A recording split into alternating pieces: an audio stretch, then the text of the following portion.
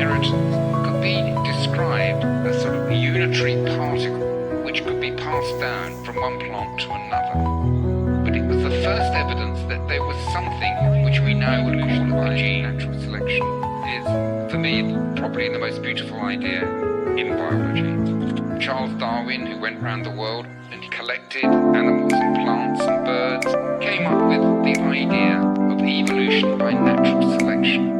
He speculated that all living things of evolution by natural selection.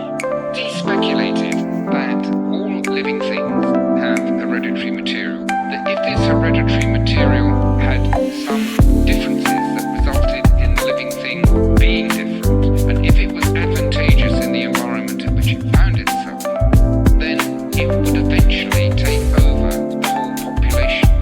This has been a revolutionary change in our understanding in biology, because what it leads to is a better designed living thing, but without having a designer. Life is made up of molecules and chemicals. There are many thousands of chemical reactions going on all the time in a little cell. Chemistry is responsible for the growth of the cell, the reproduction of that cell, for its ability to capture energy and use energy. One of the ways in which cells can carry out all of this chemistry is that the cell is made up of lots and lots and lots of little compartments. And it's compartmentation that allows all these different chemistries to occur simultaneously in such a small space. I want to emphasize how fantastic that is. I want you to imagine in a tiny, tiny cell, there's thousands of chemical reactions, all very different, going on all the time, very, very close to each other. So life is chemistry, but life is also built on information. Because life has to constantly manage information. Let's take what I said about chemistry and all those different compartments.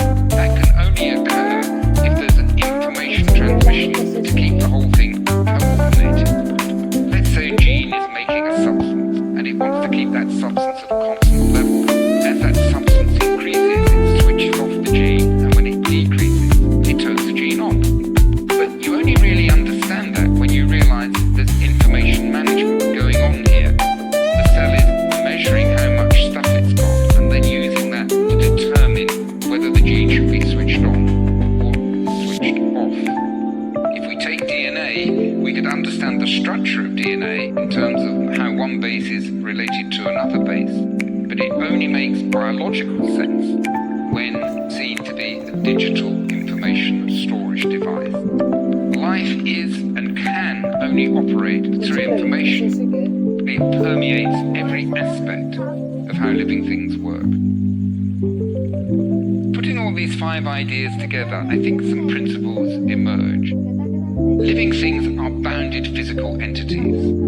The bounded entity is a chemical and informational machine, and then critically, that informational chemical machine in the bounded entity has a hereditary system that determines how it works, a system which has variability, and therefore the whole thing can evolve by natural selection.